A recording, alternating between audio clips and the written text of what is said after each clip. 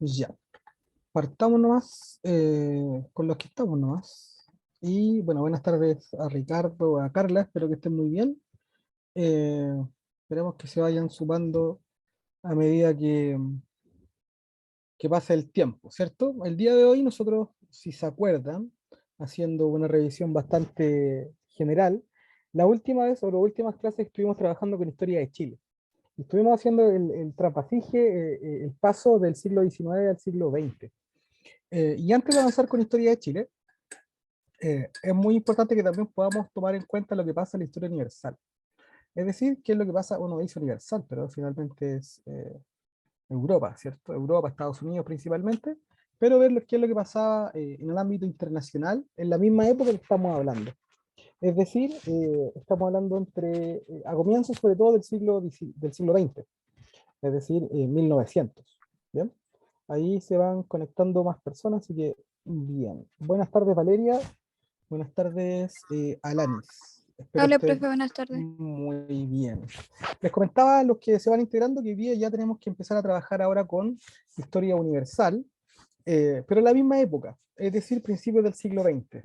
Y vamos a ver algunos procesos que son fundamentales en la historia universal, valga la redundancia, y que están súper relacionados con lo que tiene que ver con la actualidad incluso.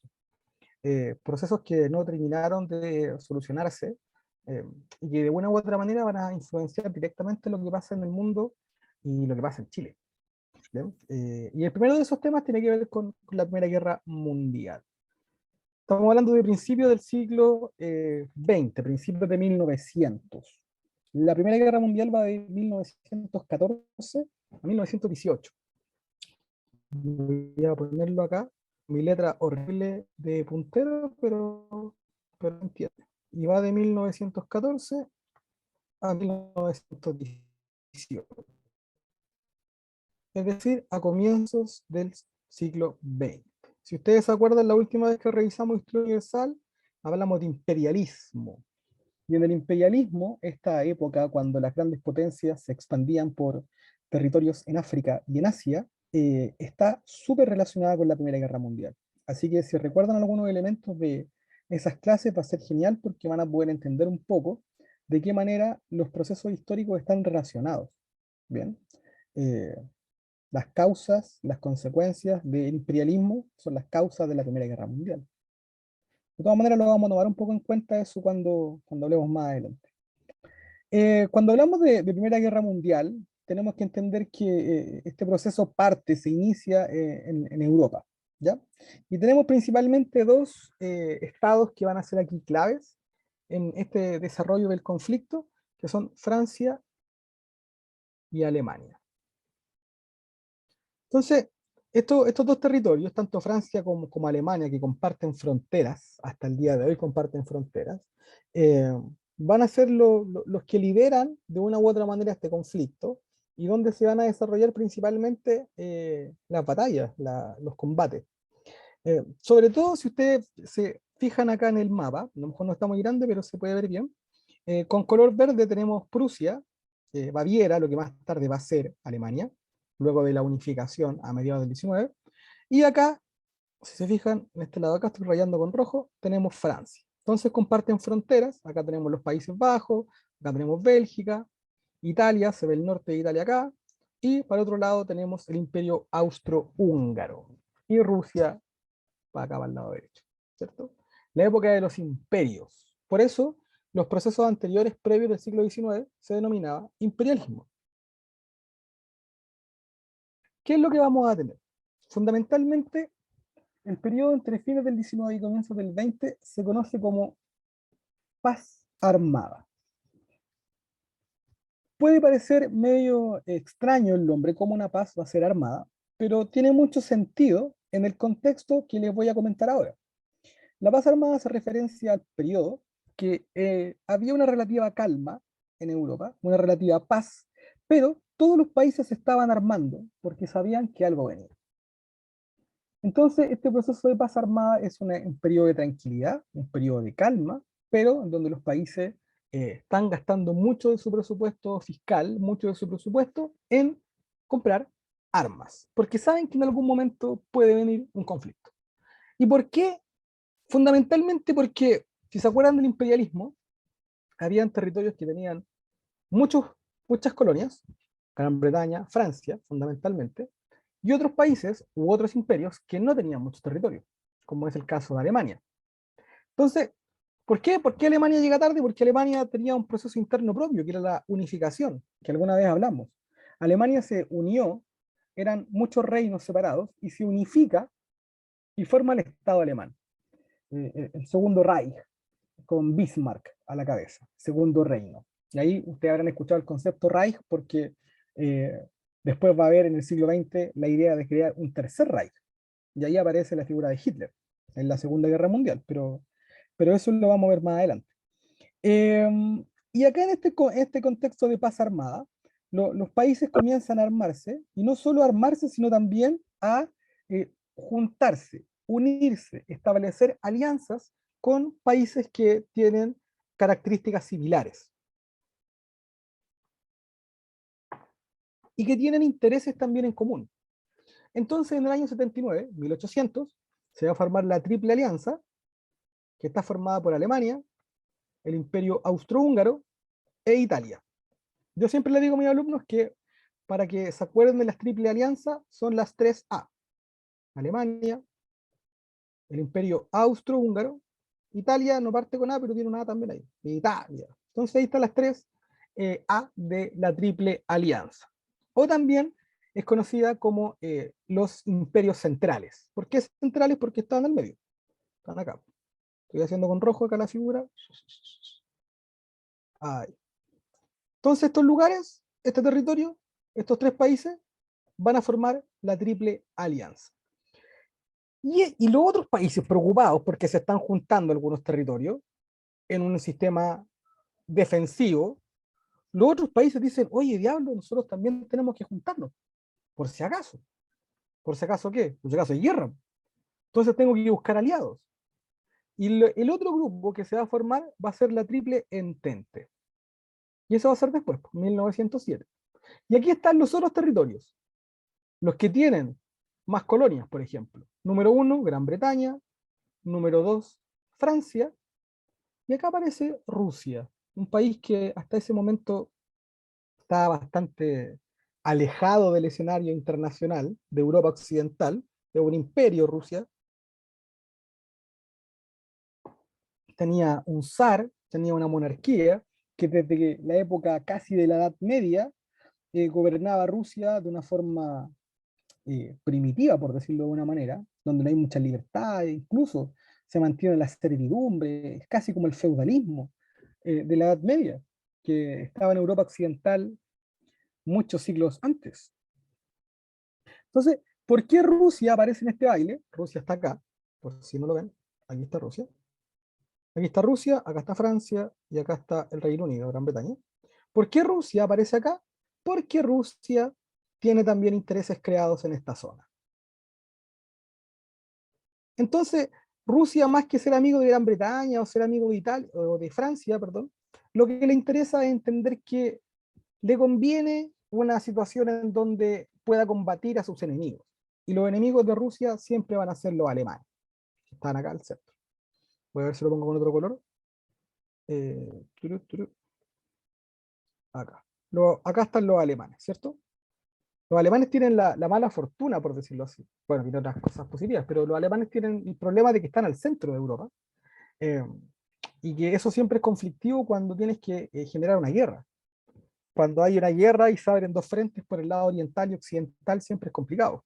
Le pasó en la Primera Guerra Mundial, le pasó en la Segunda Guerra Mundial, eh, y eso siempre es complejo, poder defender un país que está al centro y que pueda ser atacado por muchos lugares. Entonces estos países se unen porque tienen objetivos en común, porque tienen ideas en común, porque tienen situaciones similares. No son iguales, por supuesto que no, pero tienen situaciones parecidas. Los que tienen más territorio, los que tienen menos territorio. Fíjense este gráfico muy interesante, porque muestra la cantidad de dinero gastada en millones de marcos. El marco era la moneda de Alemania, antes del euro. ¿Ok?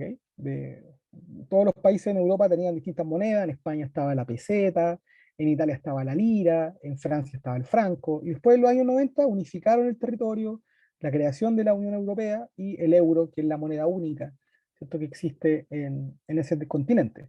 Pero antes de eso, cada país tenía su propia moneda. Y acá está, en millones de marcos, es decir, en la moneda alemana, la plata que gastaban en armas, en gastos militares. La barra de color morado, violeta, no sé, es en 1905 y la barra que es naranja o damasco, 1914. De inmediato, lo que supongo, y espero que les llame la atención, en un momento, es, fíjense en el crecimiento de Alemania. Estamos hablando en menos de 9 años, que Alemania pasa de 938 millones a 3.200 millones. Un país que en 1905 era uno de los que menos gastaba más Gran Bretaña, fíjense, gastaba más Rusia, Francia similar a Alemania y Austria-Hungría bastante poco. Pero fíjense en el crecimiento alemán, la cantidad de dinero que gastan en pos de comprar más armas y de generar eh, más elementos que les permitan tener un ejército, una armada, una aviación potente. El crecimiento de Rusia de 1008, de Francia de 800 a 1200, Gran Bretaña de 1200 a 1006, Austria-Hungría de 500 a 740. Acá el caso de Austria-Hungría es bastante particular porque es un imperio que es muy antiguo, un imperio que los austrohúngaros, los Habsburgos, estaban en este imperio desde la época de que España llegó a América, o sea, del siglo XV, hablando de 1600. 1500, estamos hablando hace muchísimo tiempo. Entonces Austria-Hungría era un territorio bastante, un reino, un imperio bastante añejo, que no se estaba modernizando. No así lo que ocurre con Alemania, con Francia, Gran Bretaña, que eran territorios que estaban eh, bailando en el sentido de la revolución industrial. Austria-Hungría bastante poco. ¿Ok? Entonces, este dato es súper decidido, este gráfico es muy bueno para poder entender cómo se estaban armando los países en Europa. Eh, Además del tema de dinero, en Alemania existe, no en Alemania, disculpen, en Europa en general, existía un tema de que iba creciendo un concepto que se denomina el nacionalismo radical. ¿Qué significa esto? Que iban a empezar a existir, nosotros hablamos alguna vez de nacionalismo cuando trabajamos con el siglo XIX, esta idea de que mi nación es lo más importante, y que en lugares como el Imperio Austrohúngaro, aquí subrayo el Imperio Austrohúngaro, existían dentro de este imperio muchas nacionalidades. Si se fijan en el gráfico, también aparecen alemanes, checos, rutenos, croatas, serbios, húngaros, polacos, rumelios, eslovacos, eslovenos, y todos ellos estaban dentro de un territorio que era el Imperio Austrohúngaro. Y eso siempre es conflictivo porque cada una de esas nacionalidades que están ahí, de una u otra manera, buscaban su independencia de Austria-Hungría y hacer su propio país, que ya no dependa de este emperador austrohúngaro, de este pasado, de la época de la Edad Media, o mejor dicho, de la Edad Moderna, cuando estaban los Habsburgos en el Imperio Austrohúngaro. Entonces, el nacionalismo también va a ser un factor que va a ser muy relevante en el tema de la Primera Guerra Mundial. Entonces, cuando nosotros hablamos de, espera un momento, sí. Cuando hablamos de Primera Guerra Mundial, podemos establecer diversas causas, diversos conceptos, diversas cosas que ya hemos tocado de una u otra manera. Por ejemplo, hablamos de causa, hablamos de temas económicos. En Europa en esta época, déjenme sacar el lápiz, acá. Se estaba viviendo la segunda revolución industrial. Si ustedes se acuerdan, la segunda revolución tiene que ver con el uso de la electricidad y del petróleo. Además, la aparición de nuevas potencias como Japón. Japón comienza a modernizarse de a poco. Hay una película muy interesante, se la voy a anotar en el chat, que se llama El último samurái. El último samurái. En esa película sale Tom Cruise, es bien famosa. Y esa película, lo interesante, más allá que igual entretenía la película, Pero lo que es interesante para el lado histórico es que se muestra cómo Japón quiere modernizarse entre fines del 19 y comienzos del 20. Ya no ser un país tan atrasado, que le ocurre algo parecido, no igual, pero parecido a Rusia, en donde era un pueblo súper agrícola, en donde no tenía mucha industria, en donde el ejército no era importante. Pero entre fines del 19 y comienzos del 20 comienza una modernización. Y aquí aparece Japón, que quiere liderar su espacio vital, su espacio más cercano, que es Asia. Entonces, este nuevo país, por decirlo así, ya lleva mucho tiempo, pero lo que aparece en el concierto internacional también va a ser muy relevante para lo que viene, porque va a tener también mucha participación en la Segunda Guerra Mundial. Aquí estamos en la modernización y después a mediados del siglo XX, ya empieza el auge, el despegue de Japón, que se quiere expandir y todo lo demás. Muy parecido a Italia fascista o a la Alemania nazi. También tenemos el caso de Alemania, que los alemanes siempre han sido un país que han sido capaces de salir adelante, mucho desarrollo, industria, qué sé yo. Es una potencia Alemania. Ustedes tienen que pensar que Alemania, tanto en la Primera como en la Segunda Guerra Mundial, los aliados que tenía eran bastante pobres, por decirlo de manera coloquial, así de manera, no sé, pero eran bastante menores. Y Alemania casi gana las dos guerras mundiales, peleando casi sola y enfrentándose por todos lados, Rusia, Gran Bretaña, Francia, después se mete Estados Unidos. Entonces, los alemanes son cosas serias, ¿ya? Sobre todo en temas de modernidad, de industria militar, etc. Y otro país que va a ser clave también en la historia del siglo XX y hasta el día de hoy, Estados Unidos. Estados Unidos que hasta antes de eso tenían una, una visión de que ellos no tenían que meterse en los asuntos de otras partes, lo que se conoce como la teoría internacional de aislacionismo, es decir, no meterse, aislarse, no meterse en lugares que no les corresponden. Tienen que pensar que Estados Unidos como país se independizan en 1776, fin del 18, están gran parte del siglo XIX tratando de armarse. Al principio recuerden que eran solo 13 colonias que están en el lado del Atlántico, y después empiezan a expandirse, se expanden hacia el oeste, hasta lo que hoy conocemos como Texas, California, etcétera, y eso le llevó mucho tiempo. Entonces no estaban para meterse en asuntos internacionales. Pero ya en el siglo XX comienzan a demostrar un empuje importante, y con la Primera Guerra Mundial y sobre todo con la Segunda Guerra Mundial se van a transformar en una de las potencias mundiales. Y eso lo tenemos hasta el día de hoy.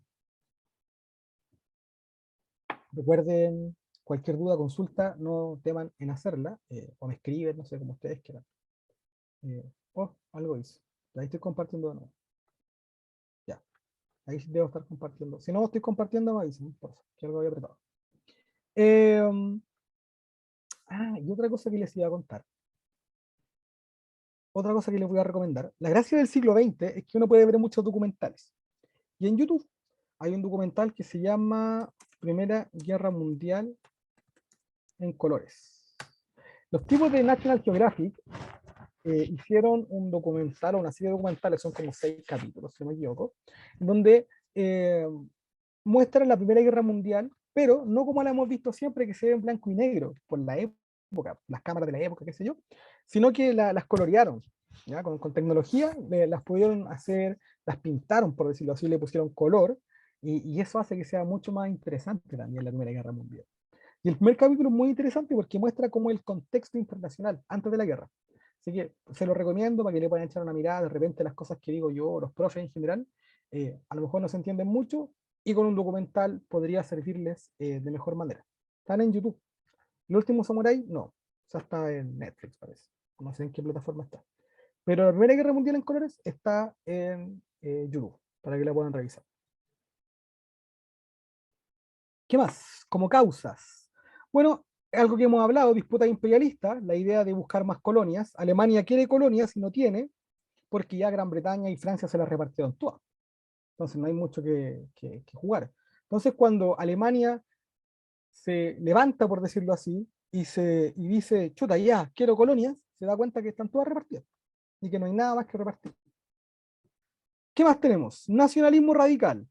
Hay una zona que se llama los Balcanes, hay una zona que se llama los Balcanes, que yo después les puedo mostrar en este mapa acá, que está aquí. Voy a pintarlo con amarillo mejor. Acá. Esta zona es la llamada de los Balcanes. Serbia, donde está Montenegro, donde antes estuvo la ex Yugoslavia, va a tener también una zona de conflicto muy importante porque van a expandirse la idea de los nacionalismos.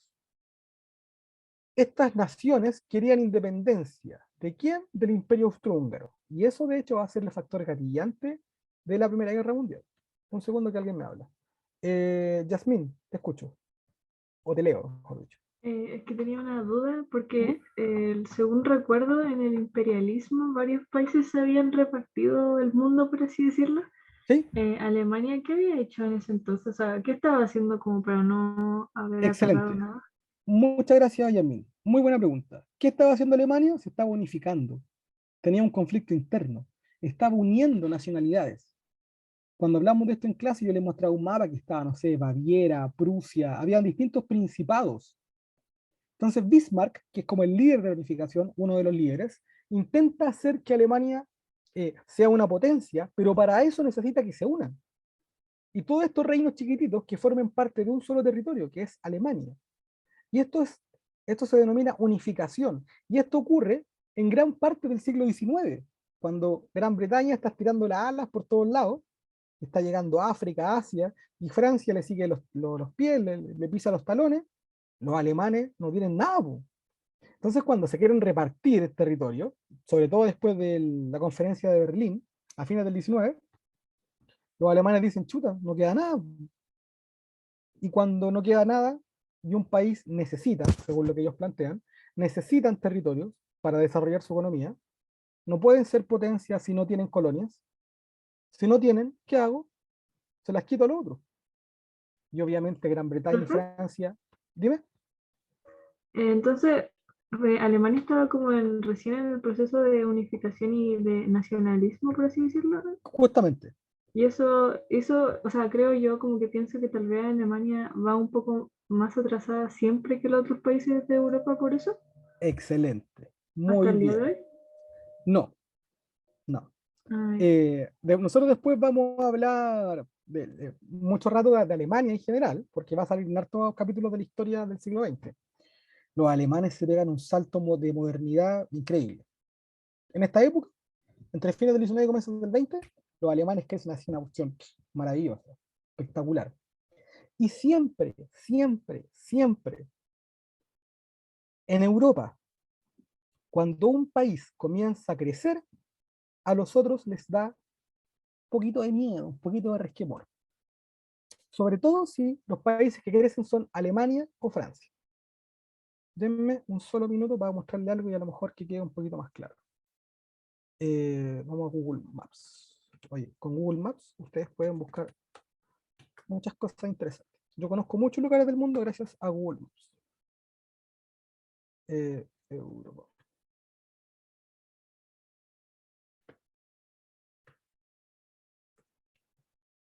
En un solo momento que estoy buscando algo, ¿ya? Acá. Miren, este es el mapa actual de Europa, obviamente. Lo voy a crecer un poco. Evidentemente, oh, no quería tanta carretera. Ahí, en otro lado. No creo que se vea lo amarillo. Ahí. Ya, obviamente este mapa es actual, por lo tanto hay países que aquí aparecen que en el siglo XIX o comienzo del XX no existían. Pero no importa porque quiero mostrarles otra cosa. Si se fijan en el cursor, aquí pongo cursores de colores. No, no quería ponerme el color. No, no puedo. Ya, no importa. Fíjense en el cursor. Acá está Francia, ¿cierto? Y al ladito está Alemania. Acá abajo está Italia, arriba Reino Unido, para este lado está Rusia. Y hay muchos países.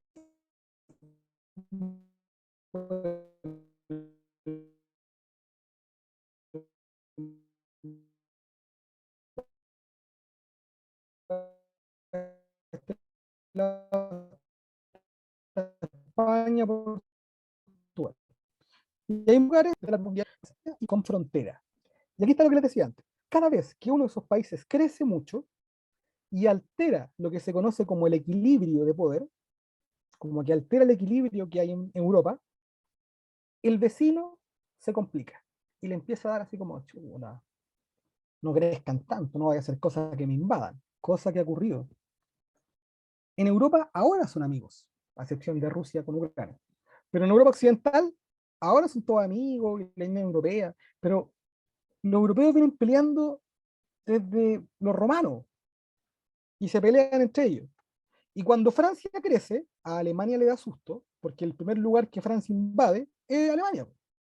Y al revés lo mismo. Cuando Alemania crece, a Francia le da susto, porque uno de los primeros lugares que Alemania invade es Francia.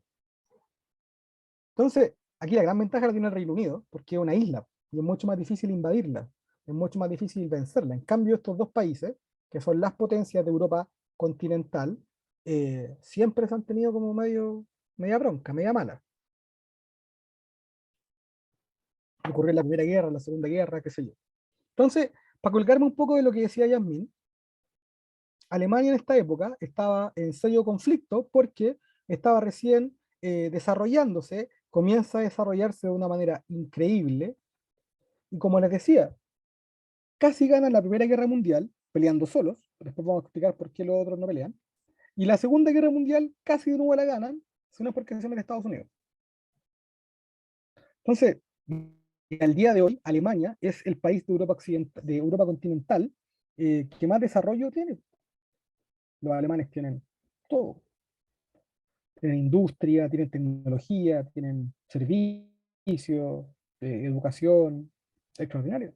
Entonces, los alemanes que se estaban uniendo en el siglo XIX comienzan y se convierten en una potencia, incluso habiendo perdido dos guerras mundiales y habiendo quedado en el suelo.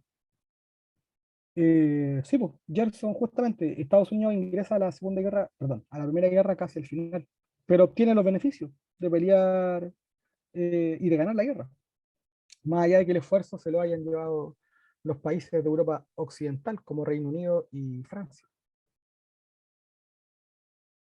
No sé si me explico, Yasmin, espero que sí. Si no, no dudes en preguntar. Entonces, Sí, profe, muchas gracias. no, ¿de qué? Entonces, en esta idea, bueno, en el color rojo, porque la amarilla no se ve nada. Está el tema de las alianzas militares y lo que ya dije, triple alianza, triple entente, la triple alianza Austria-Hungría, Alemania e Italia, la triple entente Gran Bretaña, Francia, Rusia. Y ellos comienzan una carrera armamentista, quién tiene más armas, armas, armas, armas, armas, en este concepto de paz armada, pero hasta ahí Europa era un lugar tranquilo, entre comillas, no había guerra, hasta que hay un factor que es detonante, que es clave. A veces en la historia hay elementos o hechos que van a transformar y tienen múltiples consecuencias.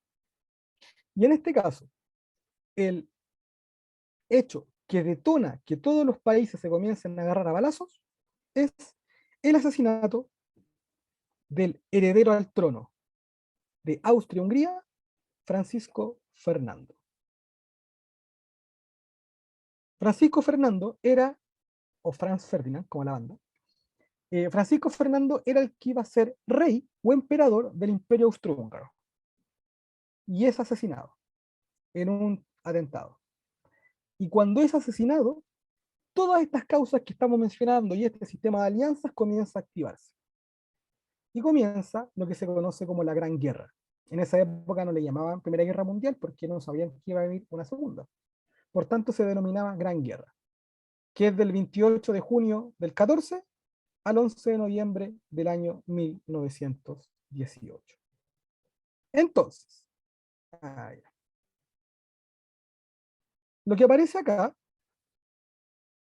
es un mapa con colores de las alianzas que había en esta época.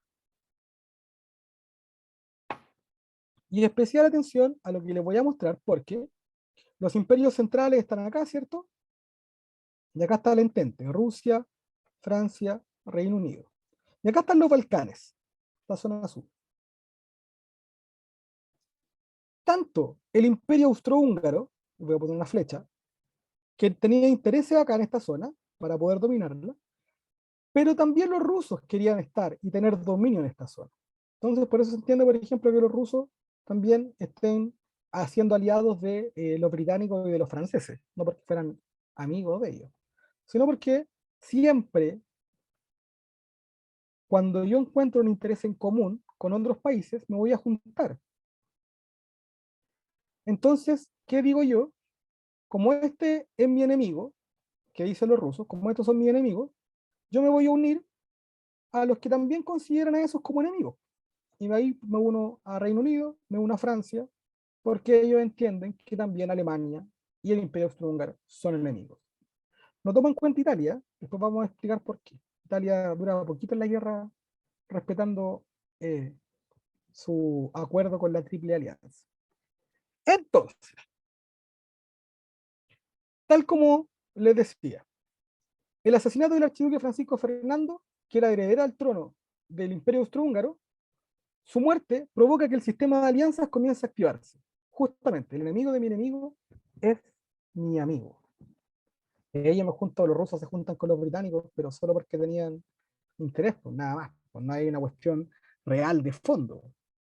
¿Cachai? No hay nada más eh, que le interese. Entonces, por eso dice, tras la muerte se activa el sistema de alianzas, después de que Austria-Hungría le declarara la guerra a Serbia. ¿Por qué? ¿Y qué tiene que ver Serbia acá?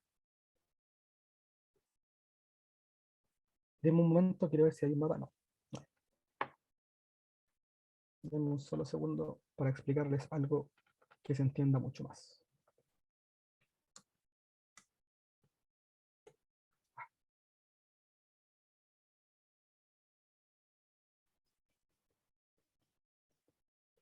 Esto está bueno.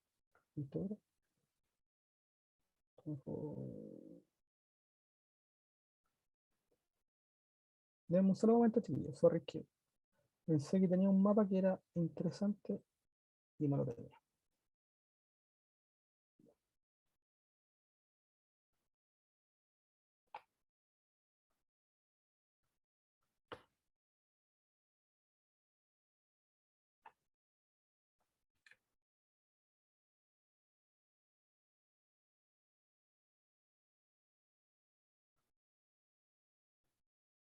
Me bajé el mapa, así que solo lo estoy agrandando para que se vea bien. Excelente.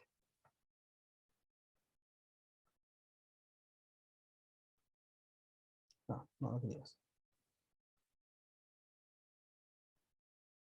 Este sí. No, tampoco. ¿Dónde lo dejé? Acá. Ahí sí. Maravilloso. Sorry por la demora, pero necesitaba tener un mapa mucho más grande para poder poner la pluma, el dibujo. Miren, acá está Austria-Hungría, eso ya lo hemos dicho, aquí está Alemania, ¿cierto? Por el otro lado Rusia, Francia, qué sé yo. Y esta zona, que voy a marcar aquí con amarillo, o con verde, y lo voy a marcar grande, aquí. Esta zona es la zona de los Balcanes, la que estoy marcando acá.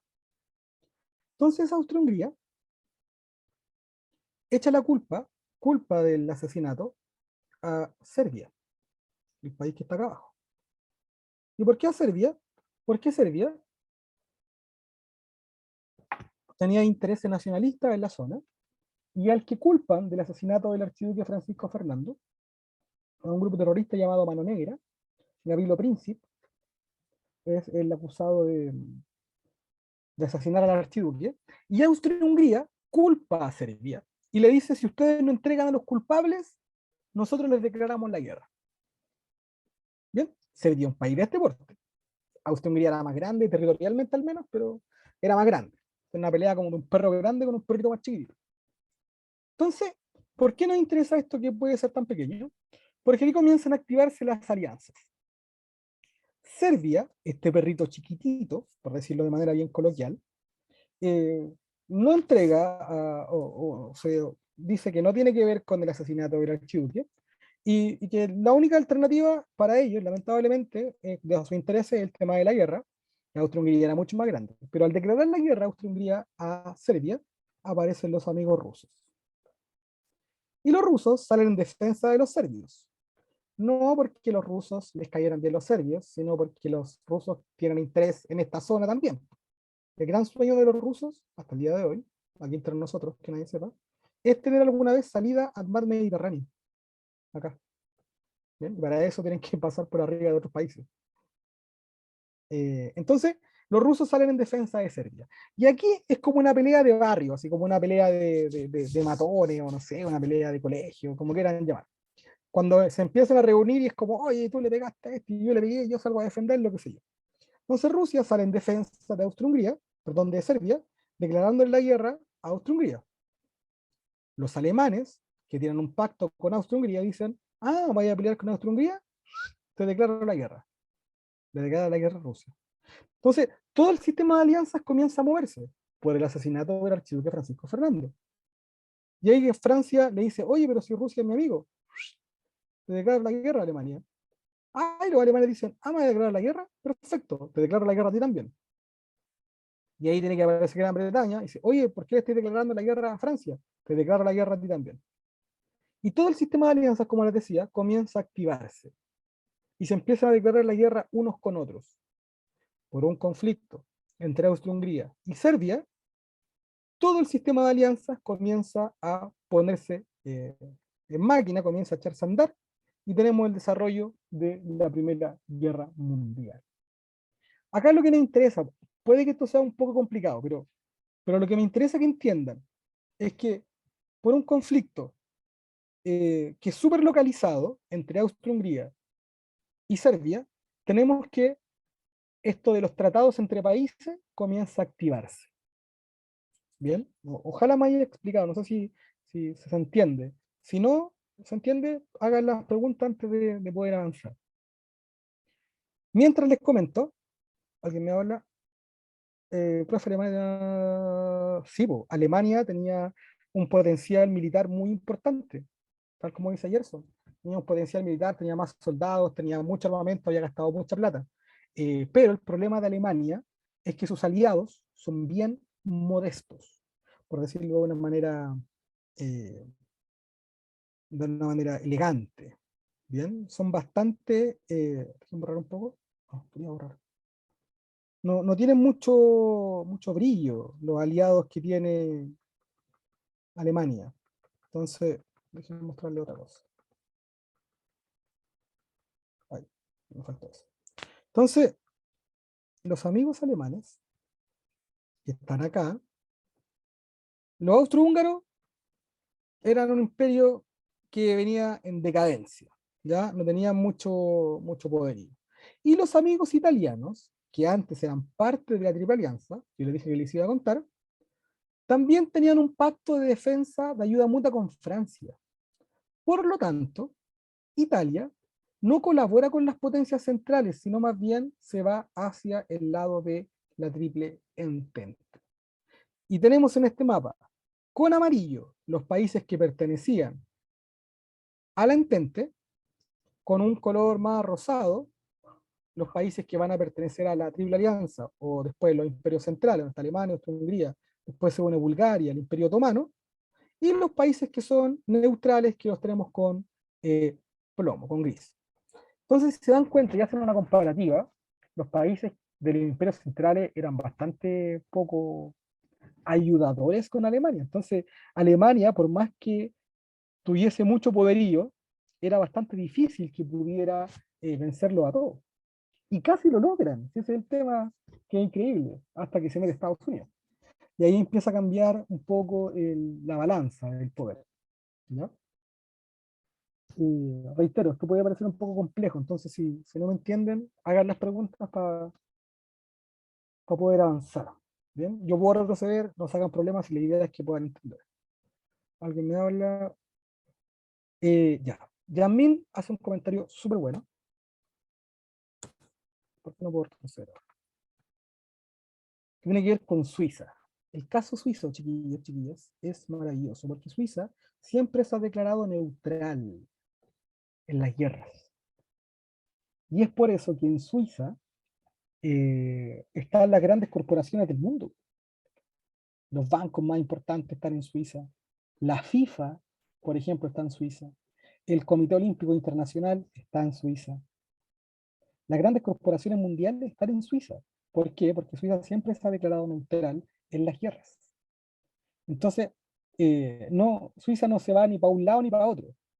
Se declara, como les digo, neutral y eso le permite no tener grandes daños. Y eso ocurre en todas las guerras mundiales. Sí, pues ahí está la plata. Muy bien, dice Yasmin. Ahí está el dinerillo. De hecho, siempre en las películas de gente así como de mafiosos y cosas por el estilo, dicen que ponen la plata en bancos suizos, porque se supone que ahí hay, para que te quiten el dinero súper extra, es súper difícil que te roben la plata, ¿cachai? Porque es un país muy seguro, además, es un país muy desarrollado, un país que el costo de vida también es muy caro hasta el día de hoy. Es otra cosa Suiza. Y siempre en las guerras Profe, mundiales se declara neutral. ¿Yasmin? y tienen como un buen, como, no sé, armas, como que están bien armados como para poder defender Es el que país si en no, caso de que alguien quiera invadirlo. mira, por ejemplo, tiene un ejército. De hecho, si han visto las imágenes en el Vaticano, los que cuidan al Papa son la Guardia Suiza, son tipos de Suiza, que andan vestidos así como con bombacho y sombrero y cosas así, que se ven como de la Edad Media, pero son así máquinas de ejército, ¿cachai? De Fuerzas Armadas. Pero a ellos no les preocupa eso, porque como les digo, siempre se han declarado eh, neutrales en las guerras. Sí, po, Gerson. Dice, vi un video que Alemania perdió la guerra y una de las razones fue porque ya no tenía recursos para sus soldados. De hecho, lo vamos a hablar después. Cuando Alemania se expande mucho, ya era muy difícil poder enviarle pertrechos y cosas a sus soldados. Sí, po, nos faltaba petróleo, que era clave el petróleo para mover, eso sobre todo en la Segunda Guerra Mundial, no tanto así como en la Primera. Eso como con el tema del sistema de alianzas. Espero que, como les digo, que se haya entendido. Sorry, acá. Entonces, Primera Guerra Mundial, bueno, esto ya lo había comentado, Rusia, aliada de Serbia, decretó la movilización general en su frontera contra Austria-Hungría. El 1 de agosto, Alemania declara la guerra a Rusia. ¿Por qué? Porque se están moviendo las alianzas. Entonces, tú me declaras la guerra a mí, yo te la declaro a ti, y viene tu amigo, y yo te la declaro a ti, yo vengo a defender a mi amigo, y así comienza toda Europa a agarrarse a balazos. En esta parte, fíjense que salen las distintas fases de la Primera Guerra Mundial.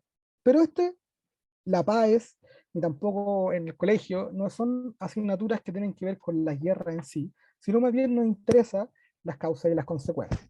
¿Bien? Pero nunca está de más también poder saber un poco de qué es lo que sucede en general con los conflictos, con las batallas, ¿cierto? Tener como una idea general.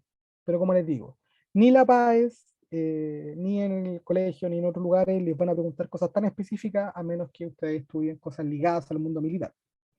Ahí sí ya tienen que tener una preparación mayor en estos temas. Lo que sí me interesa un poco que tengan una idea, un contexto general. Tenemos la primera etapa de guerra de movimientos, pues guerra de posiciones del 15 al 16, equilibrio crisis, y aquí es muy importante porque ocurren dos hechos que son clave. Primero, la revolución rusa, eso hace que los rusos salgan de la guerra, y otra cosa fundamental, se mete Estados Unidos. Estados Unidos que estaba calladito, mirando así, comiéndose una manzana, viendo cómo se agarraban a balazos, ingresa en la guerra, y eso, a pesar de que fue bastante tardío, fíjense en el año, 1917, pero fue en 1917, también altera y rompe el equilibrio de fuerzas. Había un equilibrio generalizado, ya nadie avanzaba, ni franceses ni alemanes, y se mete Estados Unidos y rompe la balanza en favor de la Triple Entente. Profe, ¿por qué Estados Unidos entró tan tarde a la guerra? Porque a Estados Unidos no le interesa la guerra. El Congreso estadounidense le dice al presidente, oiga, ¿qué se va a ir a meter usted a Europa? ¿Qué nos importa a nosotros? Que se agarren a balazo tus gallos. Si nosotros no tenemos nada que ver ahí, no hay intereses estadounidenses en la zona. Pero el presidente, que en este caso era Wilson, el presidente Wilson, quiere meterse en la guerra porque, porque entiende que tiene que salir en apoyo a sus aliados, que en este caso sobre todo Gran Bretaña, que es como la mamá, pues, como la madre y patria de los estadounidenses. Pero el Congreso no lo deja. hasta 1917, que vamos a explicar por qué se mete en la guerra a Estados Unidos. Fin de la guerra 18, derrumbe de Alemania, ¿cierto? Los alemanes combatiendo solos se rinden, ya no pueden más. El Kaiser abdica y se termina el imperio alemán. ¿Bien? Y eso va a tener consecuencias muy importantes para el periodo que sigue. Bueno, aquí hay cosas como más específicas. Alemania invade Francia, perdón, le declara la guerra a Francia, invade Bélgica, Inglaterra entra en la guerra, ¿cierto? Tenemos, esto lo voy a repetir, perdón. Tenemos diferentes movimientos en la zona, y aquí lo que más nos interesa es este concepto. Déjenme ver si aparece más adelante. Acá. Este concepto de las trincheras. Uno de los elementos que más aparecen en la PAES y en otras pruebas estandarizadas tiene que ver con tanto alemanes como franceses eran tan parejos en fuerza, es decir, tenían no la misma cantidad, pero algo parecido en armas, en tanques. En esta época se inventan los tanques, por ejemplo, eh, en soldados, que llega un momento en que el frente, que está acá, el frente occidental, que voy a marcar, está aquí con verde, miren, aquí en el mapa de abajo, se paraliza y ambos países, ambos imperios, no imperios, pero ambos territorios, Alemania y Francia, quedan como estancados, no se pueden seguir moviendo. Y aquí se conoce como el tema de la guerra de trincheras. Las guerras de trincheras son las que aparecen acá arriba, en la fotografía de acá, de arriba a la izquierda. Que son estos hoyos que hay en donde estaban los soldados, donde no podían levantar mucho la cabeza porque del otro lado había otro tipo que te estaba disparando. En esta época se inventan los alambres de púa, se inventan los gases tóxicos, el gas mostaza, por ejemplo. ¿Para qué servía? Yo lo tiraba y los tipos tenían que arrancar de la trinchera, po, y cuando arrancaban yo les disparaba todo. Entonces, es una guerra que es muy dura, es muy cruenta. También hay otra película que se llama 1917, que hace poco nomás salió. No, o sea, hace poco, pero es bastante actual.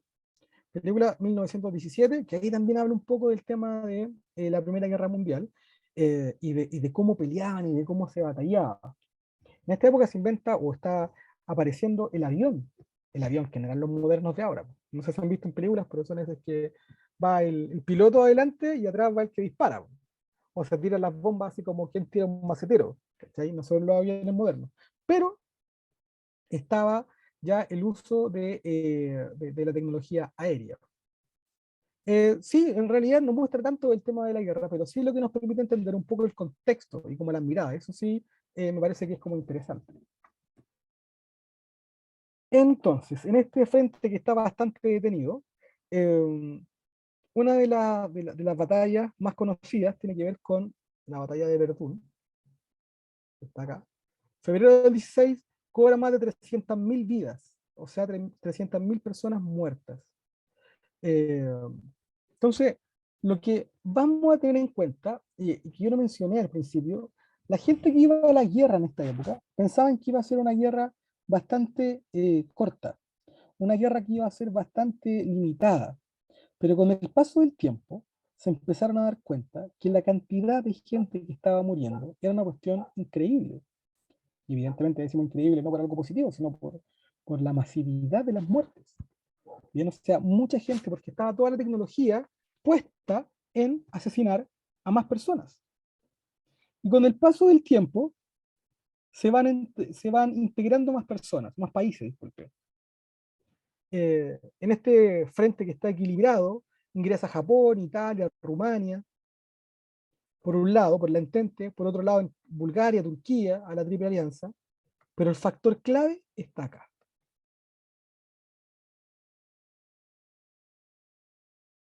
6 de abril de 1917, más que la fecha, lo que nos importa es que entra Estados Unidos. Y Estados Unidos entra a la guerra y se rompe el equilibrio. ¿Por qué? Porque los europeos llevan 3 años agarrándose a balazos. O 4, 3 y medio, por ahí. Y Estados Unidos entra fresquito. Es como, no sé, un partido de fútbol, el que viene del cambio, que viene de la banca, viene fresquito, para correr todo el partido. En cambio, los que vienen jugando ya de antes ya están más cansados. Y Estados Unidos entra por dos razones. Primero, Estados Unidos, sin entrar en la guerra, mandaba apoyo a Gran Bretaña, mandaba pertrechos. Y en el Océano Atlántico habían submarinos que ya se habían inventado en esta guerra, alemanes, que derribaban los barcos que llevaban ayuda hacia Europa para la Triple Entente. Y uno de esos barcos es el Lusitania. Acá. Barco que tenía pasajeros, pero a la vez tenía ayuda para Gran Bretaña. Fue hundido ese barco. Y por lo tanto, Estados Unidos pone en la mira así como, oye, murieron 123 estadounidenses. ¿Ok? Entonces, eso es como, ya, nos están atacando a nosotros también. Pero fíjense que eso es 1915. Todavía no entra Estados Unidos a la guerra. ¿Cuál es el factor, el segundo factor y el que hace que ingrese directamente Estados Unidos a la guerra? Un telegrama o un hecho que se llama el telegrama Zimmerman.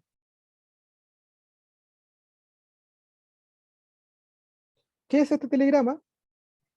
Las fuentes de espionaje estadounidenses encuentran un telegrama que era enviado desde Alemania a México, proponiendo a los mexicanos invadir Estados Unidos para recuperar los territorios que habían perdido en guerras anteriores. Evidentemente eso reflejaba que Alemania estaba atentando contra Estados Unidos y que por lo tanto era necesario para Estados Unidos vencer a Alemania. Por lo tanto, cuando esto ocurre, Estados Unidos le declara la guerra a Alemania y Estados Unidos ingresa a la Primera Guerra Mundial. Y acá se vuelve y se rompe el equilibrio. Y como se dice comúnmente, la guerra adquiere un carácter mundial. Acá. Profe, ¿puede regresar a la punta anterior? ¿Sí, obvio? Ahí. Como les digo, Alemania, en este intento de controlar más lugares, de vencer a Estados Unidos ingresa a la guerra y se rompe, como les digo, el equilibrio de las fuerzas, porque Estados Unidos venía fresquito, como entrando desde la banca. Y obviamente, como les decía, esto rompe el equilibrio hacia el favor de la Triple Entente y la guerra adquiere un carácter mundial. Ya tenemos más países que están combatiendo en Europa. Sorry. Por otro lado, en el lado oriental, entre Alemania y Rusia, va a ocurrir otro hecho histórico que es relevante, que es la Revolución Rusa. Hay un cambio de administración, termina el Imperio Ruso, el zar desaparece, el zar es eliminado por las nuevas fuerzas que toman el poder en Rusia, que son los bolcheviques. Hay una revolución en febrero y luego en octubre de 1917 hay una nueva administración en Rusia, que como les decía, son los bolcheviques, y Lenin y Trotsky, que son los líderes de este nuevo país, de esta nueva revolución, sacan, aquí aparece Trotsky, sacan a Rusia de la guerra. ¿Por qué? Porque estas ideas de esta revolución que son comunistas, que son estos bolcheviques que llevan adelante la idea del marxismo, de establecer la dictadura del proletariado, entienden y dicen, oye, ¿qué tenemos que hacer nosotros en esa guerra de capitalistas? Y sacan a su país de la guerra. Sacan a su país de la guerra. Hay otro documental, no un documental, es una serie que habla un poco de eso también, que se llama Los Últimos Zares, y habla un poco del tema de cómo Rusia enfrenta la Primera Guerra Mundial y cómo se sale después de la revolución. Entonces Rusia ya no está en la guerra, y a Alemania eso le conviene evidentemente porque está combatiendo en dos frentes. Entonces, lo que vamos a tener es que van a haber algunos tratados, como el tratado que aparece aquí adelante, pero lo que le interesaba fundamentalmente a Rusia era salir de la guerra, porque la nueva administración no le interesaba seguir perdiendo vidas, más con la ideología que ellos tenían de, oye, ¿por qué están muriendo personas pobres rusas? ¿Cachai? Era una guerra que no nos interesa a nosotros. A fines de 1918, las ofensivas alemanas fueron detenidas. Sus ejércitos se encontraban, tal como dijo Yersin hace algún momento, se encontraban exhaustos y sus aliados retrocedían en todos sus frentes. O sea, los países que ayudaban a Alemania, ni un brillo. El Imperio Otomano perdía en Medio Oriente, Austria y Bulgaria en los Balcanes. O sea, los aliados de Alemania, cero brillo. El 11 de noviembre de 1918, los alemanes aceptaron su derrota y firman el armisticio. Es decir, no peleamos más, no combatimos, separan las armas. ¿Qué es lo que me interesa hasta acá? Reitero, aquí no nos interesaba como gran historia de la Primera Guerra Mundial, sino más bien entender por qué ocurre y cuáles son las consecuencias, porque las consecuencias son vitales para entender lo que viene después, que es lo que vamos a revisar ahora. Por lo que tenemos que Alemania combate gran parte de la guerra sola, sus aliados no brindaban mucho apoyo, y el hecho que hace que esta fuerza se rompa el equilibrio es el ingreso de Estados Unidos. Vamos a tener distintas consecuencias, y esto es muy importante. Primero, el tema demográfico. Demografía es población. Voy a sacar otro plumón, el rojo, no sé qué. Acá. Demografía es población. Tenemos un descenso en la natalidad y descompensación del sexo y la edad. Bastante sencillo. Como son los hombres los que van a pelear a la guerra, al frente de batalla, las mujeres también van a la guerra, colaboran con una serie de cosas, pero son los hombres los que van a estar combatiendo en el frente, van a morir muchos hombres. Y como mueren muchos hombres, hay menos nacimientos en Europa por bastante tiempo. Hay menos guaguas que nacen, porque no hay tantos hombres. Muchos hombres mueren en la guerra. Y esta descompensación de sexo y edad es que vamos a tener hombres que son o muy viejos o muy niños. En cambio van a haber mujeres de todas las edades, porque los que más mueren, como les digo, son los hombres, de cierta edad, que es la edad que son combatientes. En el tema económico, obviamente, tal como ocurre en las guerras, y sobre todo cuando son a gran escala, como esta, destrucción urbana y rural, perdón, urbana e industrial, se destruye la industria, la guerra llega a las ciudades, se destruyen ciudades, se destruyen industrias, se destruyen campos también. Economía de guerra. La economía de guerra es que se establece que como hay tanta pobreza porque estamos todos haciendo tanques, armas, ya no hacemos ropa, hacemos menos zapatos, hacemos menos camisas, porque está toda la industria volcada a hacer bototo, ropa de casco, armas, etc. Endeudamiento e inflación. Los países comienzan a sufrir las consecuencias de la guerra, en donde están endeudados, en donde hay inflación porque los productos son escasos. Piensen ustedes, si no hay industria, si no hay pantalones, cuando hay un producto que es escaso, su precio sube de precio. Su precio sube, disculpen, valga la redundancia. Su precio sube. Y eso es lo que se conoce como inflación.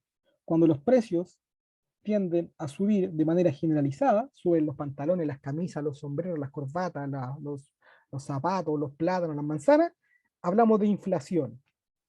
Y eso implica que el costo de la vida es más caro, que el dinero que tú tienes vale menos, porque antes con 100 comprabais 3 panes, ahora con 100 compráis un solo pan, a grandes rasgos.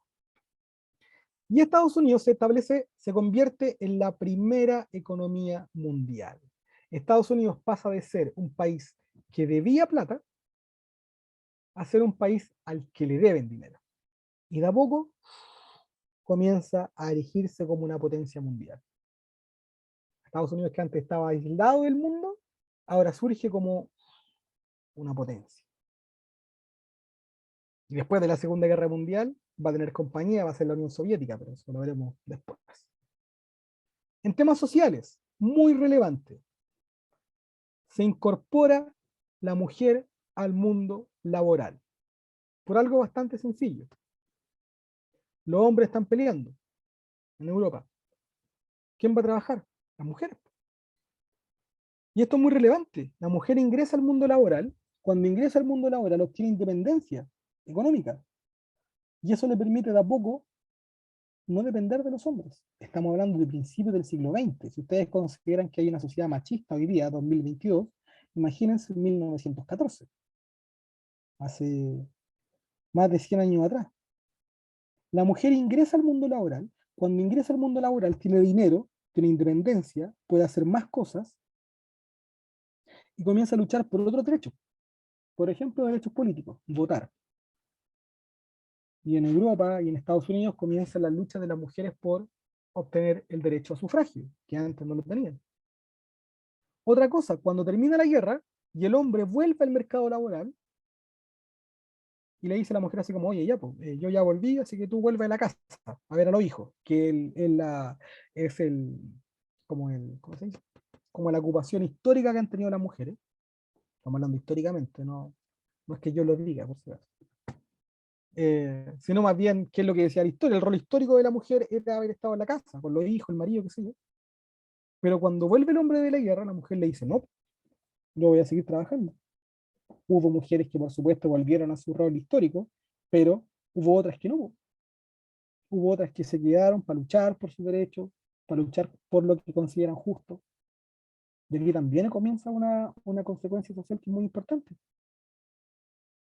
¿Qué más tenemos? Lo que ocurre en todas las guerras, el empobrecimiento de las personas, empobrecimiento de las clases medias, un sentimiento generalizado de agitación social. Esto vamos a ver cuando revisemos las consecuencias para Alemania. Alemania firma un tratado que es el Tratado de Versalles, que deja en el suelo a Alemania. Entonces en Europa comienza a surgir protestas en contra de esto, que, que la gente está pobre, que no hay plata, que no hay comida, que la estamos pasando pésimo. Y comienzan a surgir respuestas políticas a eso. Y ahí aparecen los totalitarismos, que son movimientos políticos que van a ser claves después en la Segunda Guerra Mundial. El fascismo italiano, el nazismo alemán, el comunismo soviético. Sobre todo después de la crisis de Wall Street del año 29.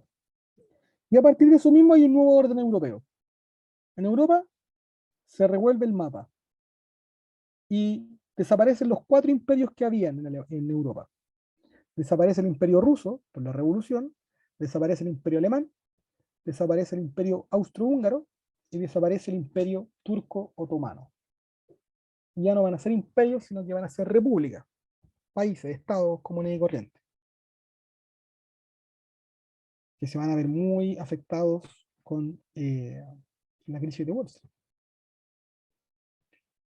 Cuando hablamos de trascendencia, hablamos de qué nos deja. Esta gran guerra nunca había sido vista antes por su magnitud. Se movilizó casi a 70 millones de soldados. 70 millones. Con un total de muertos, son 17 millones. Aprox. Entre civiles y militares. Es como que todo Chile hubiera desaparecido. Todo Chile. Para que se hagan una idea de cuánta gente estamos hablando. Esta guerra que todos pensaron que iba a ser cortita, fue muy larga, porque gracias a la revolución industrial, ahora habían armas más tecnológicas, más mortíferas. Es más, de hecho, hasta el día de hoy, por ejemplo, el uso de gases tóxicos en la guerra está prohibido. Porque, como ustedes no lo crean, en la guerra también hay reglas. Muchas veces se pasan a llevar, sí. ¿Hay países que han ocupado armas tóxicas? Sí. Pero en general está prohibido el uso de armas tóxicas, de armas químicas en las guerras. ¿Por qué? Por las consecuencias que tuvo aquí la Primera Guerra. Entonces, tenemos trascendencia hasta el día de hoy, no es algo que pasó y que fue. Entonces, como estamos hablando de esta trascendencia, de por qué es importante, porque todos los países en guerra tuvieron que dejar de lado un poco el tema en economía del liberalismo y abrazar una mayor intervención del Estado, es decir, que el Estado interviniera en la economía. Un segundo que alguien me habla. Sí, pues, como algo básico estaba prohibido atacar civiles. Ya sabemos que no se cumple mucho, pero sí. Em, y por eso, tal como decía Gerson, por ejemplo, el tema de la población civil también fue un objetivo militar, po. Entonces, eran atacadas las ciudades. Ya la guerra no se peleaba solo en el campo, como se peleaba, no sé, en el siglo XVIII.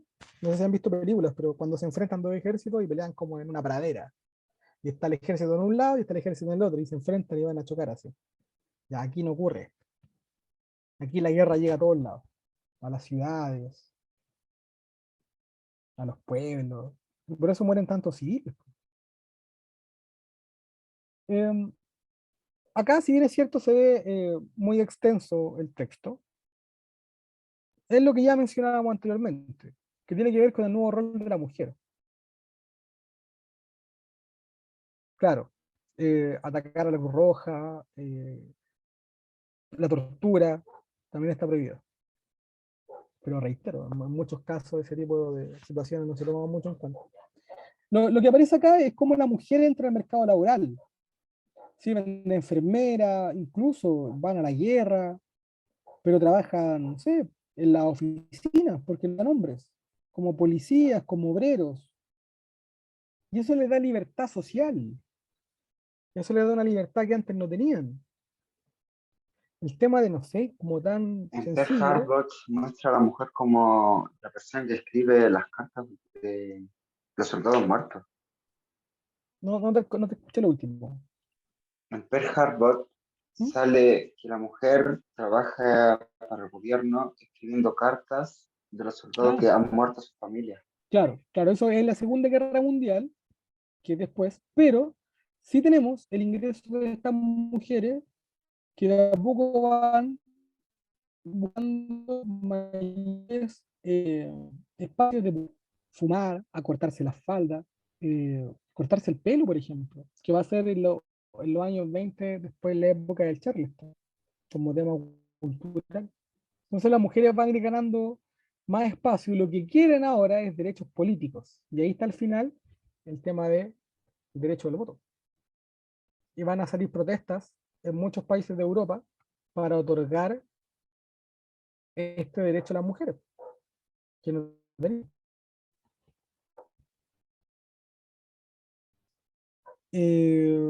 Yasmin hace otra pregunta. ¿La ONU hoy en día no controla la creación de armas nucleares? No. Pues a ver, teóricamente las armas nucleares no pueden ocuparse. Son más que nada armas que se conocen como de disuasión. Es decir, yo tengo armas nucleares, así que no me ataques. Es como de amenaza. Todos los países, las potencias mundiales saben que hay una guerra nuclear, morimos todos, y nos vamos todos al diablo. Probablemente los líderes mundiales, los más ricos no, pero, o sea, la ONU no puede controlar eso, la ONU tiene como eh, como otros roles, porque si Estados Unidos o Rusia o cualquier otro país dice que, bueno, no te pesco ONU, y no pesca, no. Entonces no controla mucho eso la ONU. Hablamos del agitamiento social, huelgas, protestas, y esas huelgas y esas protestas también provocan algo que pasa en Chile también en esta época. ¿Se acuerdan de la clase anterior? Que habíamos hablado de los años 10, de los años 20. Las protestas de los trabajadores permiten avances sociales. Por ejemplo, salario mínimo, asistencia social, en donde los obreros y los trabajadores tengan eh, mayores derechos. Y esto parte como consecuencia de la Primera Guerra Mundial, en donde los trabajadores se dan cuenta que necesitan y que tienen más derechos, que pueden luchar por ellos. Fíjense en la cantidad de muertos. 10 millones de muertos, aprox, estos siempre son aproximados, por supuesto. Más de 9 millones de heridos. Fíjense en las cifras de abajo. Rusia, acá. 1.700.000 muertos. Alemania, 1.800.000. Austria-Hungría, 1.200.000. Aquí aparece la gente movilizada, es decir, los que fueron a la guerra, y la población que tenían en esa época. O sea, la cantidad de muertos es pero... Y acá lo mismo, un gráfico que muestra algo similar, muertos militares, muertos civiles, con verde los muertos civiles. Fíjense la diferencia entre barras. Y con rojo los muertos, perdón, con amarillo los muertos militares, rojo los heridos. Lo de las consecuencias sociales, daños morales, eh, la lucha entre naciones y dentro de las clases sociales, la incorporación de la mujer al mundo laboral. Y esto, demos un solo segundo. Esto es lo que me interesa. Déjame ver cuánto aparece. Acá. Bien. Esto me interesa de sobremanera. Alemania, después de la guerra, y los países aliados tienen la gran duda de qué hacer con Alemania. Francia, Gran Bretaña, Estados Unidos no saben muy bien qué hacemos con los alemanes. Y el presidente Wilson, acá aparece unos postulados que son conocidos como los 14 puntos de Wilson, tenía una visión bastante eh, pacifista y realista, como se conoce. Y Estados Unidos y su presidente plantea el hecho de, ¿sabéis qué? No hay que hacer tanto como venganza contra Alemania. Los franceses, en cambio, tienen una postura más estricta, más de enojo, más de venganza contra los alemanes. Los británicos, como, no, eran para un lado y para otro. Pero los franceses eran los más críticos en contra de los alemanes. Esto en base a compartir frontera, el miedo, qué sé yo. Y se firma el Tratado de Versalles. Versalles es una ciudad que está en Francia, y va a ser muy relevante esto, porque el Tratado de Versalles culpa de toda la guerra a Alemania. Y se van a poner una serie de cláusulas, es decir, una serie de elementos contra Alemania. Temas territoriales, les quitaron territorio a los alemanes, de hecho le quitaron todas las colonias que tenían. Las pocas colonias que tenían los alemanes, se las quitaron los aliados. Cláusulas militares, se limita la armada, les dicen ustedes no pueden tener más de tantos barcos. Tienen que tener solamente 100.000 soldados. No pueden tener tanques, no pueden tener aviones. Vayan fijándose. Esto es lo que hacen los que ganaron la guerra en contra de Alemania, porque culpan a Alemania de toda la guerra. Y les dicen, hacen esto, hacen esto, hacen esto. Vayan sumando. Esto es muy interesante. Como responsable de una guerra iniciada por su agresión, Alemania quedó obligada a pagar reparaciones o indemnizaciones de guerra a los vencedores. En la conferencia de Spa en el 20 se fijó el porcentaje que recibiría cada país. Francia 52%, Gran Bretaña 22%, Italia 10%, Bélgica 8%.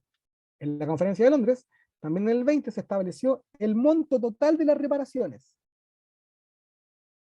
O sea, ¿cuánta plata debían pagar los alemanes por la guerra? 140.000 millones de marcos oro, que es una cantidad, pero gigantesca para un país que está destruido. Alemania está en el suelo, en lo militar. Y más encima, le obligan a pagar la guerra. Le quitan territorio, le quitan las colonias.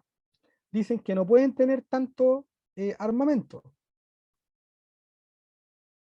Alemania, por ejemplo, se le prohibió el ingreso a un nuevo grupo de países, a una organización mundial que se llama la Sociedad de las Naciones. No podían entrar. Tampoco podían volver a unirse con los austríacos, que fue algo que siempre han querido los alemanes, porque los alemanes ven a los austríacos como hermanos chicos, son como los primos, los austríacos.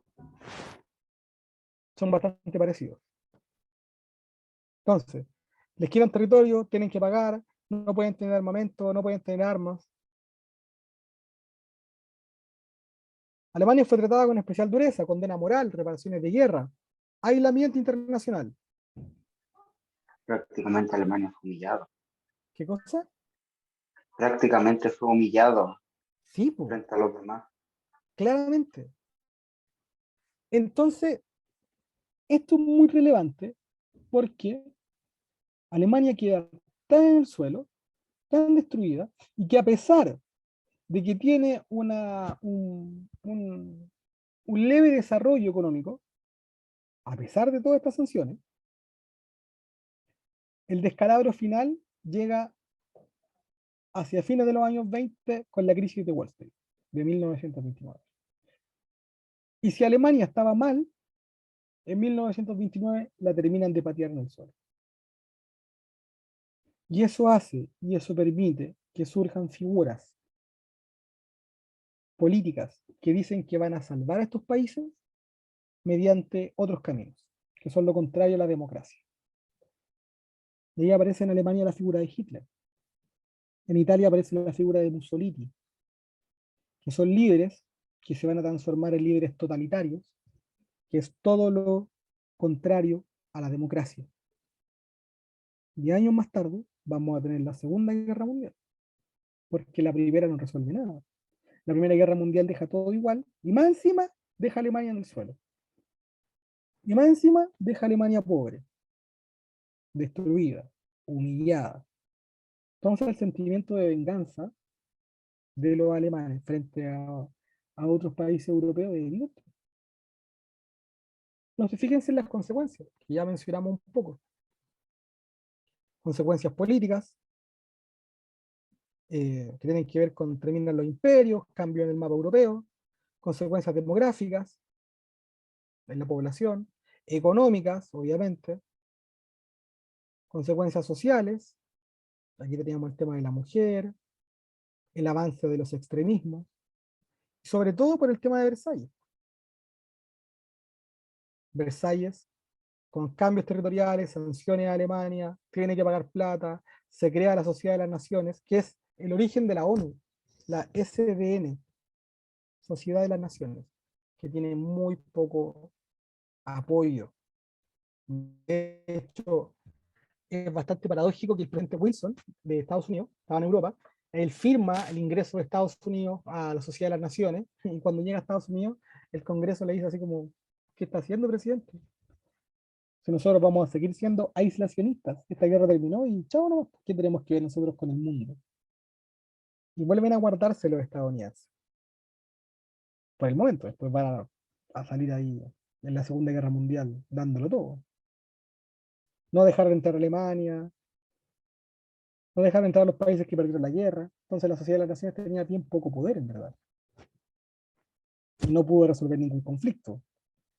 Prueba de eso es que años más tarde tenemos la Segunda Guerra Mundial, que parte en el 39, o sea, 21 años después, ¿no? Entonces lo que nos interesa de acá, que entiendan, es por qué parte de la guerra, sistema de alianza, imperialismo, el asesinato del archiduque de Francisco Fernando, hay enojo y resquemor entre las potencias europeas y las consecuencias. La importancia que ingrese Estados Unidos y lo que va a dejar la guerra. Consecuencias de todo tipo, económicas, sociales, demográficas, políticas, transforma el mapa internacional, desaparecen 4 imperios y queda Alemania muy mal y Alemania va a guardar esto. Los alemanes van a, dicen, tienen memoria de lo que pasó. Y por lo tanto, en algún momento nos vengaremos de todos ustedes. Cosa que hacen después. ¿Bien? Igual pierde la Segunda Guerra Mundial, pero eh, nuevamente llega a Estados Unidos un poco a cambiar el escenario de la guerra, de la Segunda Guerra Mundial, que se veía bastante compleja para los países aliados. Que eso lo veremos un poco más adelante. Bien, no sé si hay alguna duda, consulta, comentario hasta ahora. Las escucho.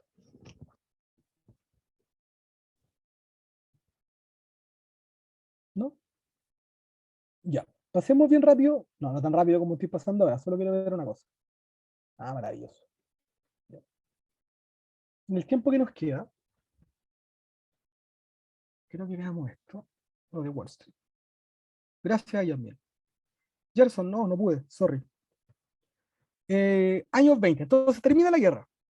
¿Ya? 1918. Versalles es en 1919. Y comienza a existir fuertes desequilibrios económicos, dificultades económicas en el mundo en general. Chile, recuerden, no es la excepción. La semana pasada hablamos de Chile. Ahora volvemos a hablar del mundo para entender un poco qué pasaba en el ámbito internacional. En el 18 y el 24 hay una fase general de crisis en el mundo, una recuperación muy lenta, en base a que los países adoptaron medidas proteccionistas. ¿Qué significa esto? Que los países empezaron a proteger sus mercados internos. Y en la práctica se lleva a cabo esto dejando de comprar cosas afuera. Entonces los países dicen, no tengo ni un 20 para comprar afuera, protejamos nuestra industria, por lo tanto los países que vendan cosas dejan de vender. Y ahí países como nosotros, Chile, comienza a irse para abajo, comienza a haber crisis. Evidentemente Alemania, la más perjudicada, estaba tan perjudicada que llega un momento y dice, ¿sabéis qué? No tengo para pagar plata. Yo le tengo plata a ustedes, pero no tengo para pagar. Y en 1923 dicen, no pagamos más la deuda. Paréntesis, esa deuda hasta hace poco tiempo todavía la estaba pagando. ¿Bien? Hasta hace pocos años atrás. Qué cantidad de millones que veían en el Estados Unidos, por un lado, fue una gran potencia económica de la época. Si en 1914 debía a Europa 3.000 millones de dólares, para 1918, 4 años después nomás, era Europa la que le debía a Estados Unidos. Y le debía más plata, 12.000 millones de dólares. Estados Unidos se transforma en el polo económico del mundo. Europa le empezó a pedir plata a Estados Unidos. ¿Para qué? Para reactivarse, pues si estaba en el suelo. Entonces Europa crece en base a los créditos que Estados Unidos le otorgaba. Estados Unidos obviamente no presta plata porque es buena onda, sino que presta plata porque cobra intereses, pues, y ahí gana dinero, obviamente. Y paradójicamente, estos efectos o estas medidas tuvieron un éxito relativo. Se denomina que entre el 24 y el 29 hubo una fase de expansión económica, prosperidad, había euforia, confianza en el capitalismo. Estados Unidos se transforma en la potencia del mundo. Las luces, la música, la fiesta, el desarrollo de la publicidad. El aumento del poder adquisitivo en base a créditos. La gente comienza a pedir plata prestada para comprar cosas. Estados Unidos, y en general la sociedad occidental, se transforma en una de consumo. Es decir, que constantemente estamos consumiendo cosas, productos. El problema en esta época es que esto comienza a ser en base al crédito, pedir plata prestada. Bastante sencillo. El problema es que cuando tenemos una economía que es en base al crédito, a una economía que está siendo bastante frágil, porque todavía tenemos los resabios de la guerra, en octubre de 1929 ocurre una caída abrupta, generalizada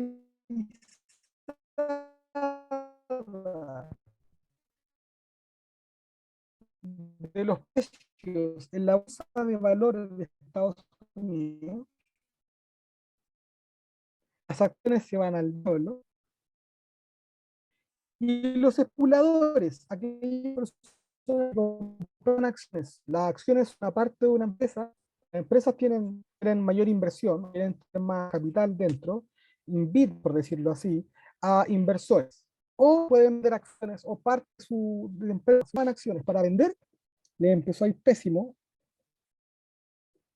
y esta crisis financiera comienza a expandirse por el mundo.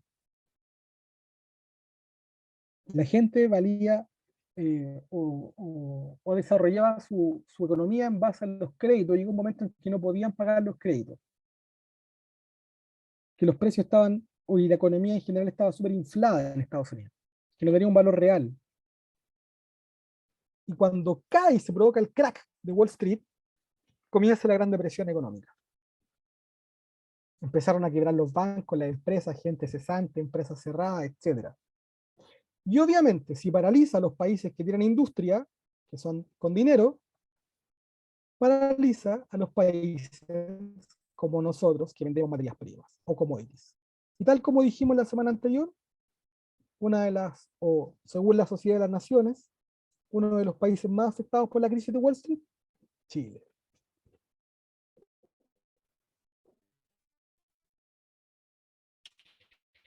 Entonces, esta caída de la bolsa, sé que estoy justo en la hora, pero solo un momento para tener esta idea y contar con lo otro la próxima semana. Existe una crisis generalizada en donde esta bolsa de valores pierde, las empresas que están dentro de las acciones pierden valor, las empresas empiezan a quebrar.